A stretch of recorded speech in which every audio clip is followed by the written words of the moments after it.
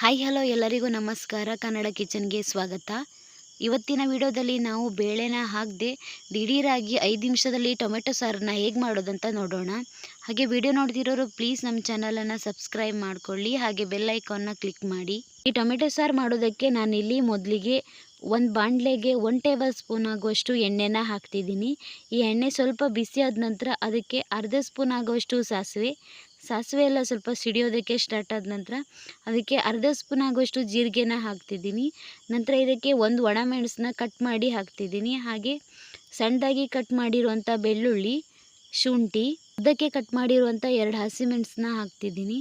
ಹಾಗೆ ಇದೆಲ್ಲ ಫ್ರೈ ಆದ ನಂತರ ಇದಕ್ಕೆ ನಾನು ಒಂದು 3 ಮೀಡಿಯಮ್ ಸೈಜ್ನ ಟೊಮೆಟೊನ ತಗೊಂಡಿದ್ದೀನಿ. ಅದನ್ನ ಕಟ್ ಮಾಡಿ ಹಾಕ್ತಿದ್ದೀನಿ.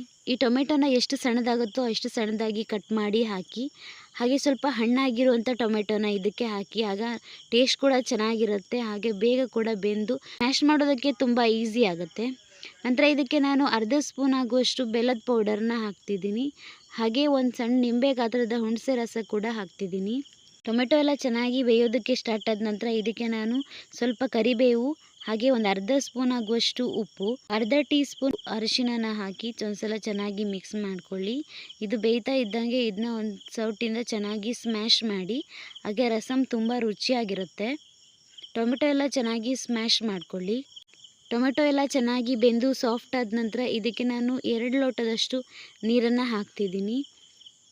ಈ ನೀರೆಲ್ಲ ಒಂದ್ಸಲ ಚೆನ್ನಾಗಿ ಕುದಿ ಬರಲಿ. ಈ ಟೊಮೆಟೊ ರಸ ಮಾಡೋದು ತುಂಬ ಸಿಂಪಲ್, ಹಾಗೆ ನಮಗೆ ಬೇಗ ಕೂಡ ಇದು ಆಗಿಬಿಡುತ್ತೆ. ಕ್ವಿಕ್ಕಾಗಿ ಈಸಿಯಾಗಿ ಕೂಡ ಇದನ್ನ ನಾವು ಮಾಡ್ಕೊಳ್ಬಹುದು.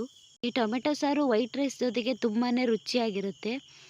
ಇದಕ್ಕೆ ನಾವು ಬೇಳೆ ಏನು ಹಾಕೋದು ಬೇಡ, ಹಾಗೆ ಈಸಿಯಾಗಿ ಮಾಡ್ಕೊಳ್ಬಹುದು. ಸಾರು ಚೆನ್ನಾಗಿ ಕುದಿಯೋಕ್ಕೆ ಸ್ಟಾರ್ಟ್ ಆದ ನಂತರ ಇದಕ್ಕೆ ನಾನು 1 ಸ್ಪೂನ್ ಆಗುವಷ್ಟು ಸಾರಿನ ಪುಡಿನ ಹಾಕ್ತಿದ್ದೀನಿ. ನೀವು ಅಂಗಡಿಯಲ್ಲಿ ಸಿಗುವಂಥ ರಸಮ್ ಪೌಡರ್ ಕೂಡ ಇದಕ್ಕೆ ಹಾಕ್ಬೋದು. ಇದು ಚೆನ್ನಾಗಿ ಕುದಿ ಬರ್ತಿದ್ದಕ್ಕೆ ಒಂದ್ಸಲ ಉಪ್ಪನ್ನು ನೋಡಿ ಹಾಕ್ಕೊಳ್ಳಿ.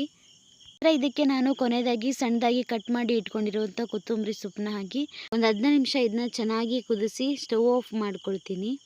ಹಾಗೆ ನೀವು ಒಂದ್ಸಲ ಮನೆಯಲ್ಲಿ ಟ್ರೈ ಮಾಡಿ ಹೇಗೆ ಬಂದಿದೆ ಅಂತ ಕಮೆಂಟ್ ಮಾಡಿ. ನಿಮಗೆ ಈ ವಿಡಿಯೋ ಇಷ್ಟ ಆದರೆ ಪ್ಲೀಸ್ ಒಂದು ಲೈಕ್ ಮಾಡಿ, ಶೇರ್ ಮಾಡಿ, ಕಮೆಂಟ್ ಮಾಡಿ. ಹಾಗೆ ನಮ್ಮ ಚಾನಲನ್ನು ಸಬ್ಸ್ಕ್ರೈಬ್ ಮಾಡಿಕೊಂಡು ಸಪೋರ್ಟ್ ಮಾಡಿ. Thank you.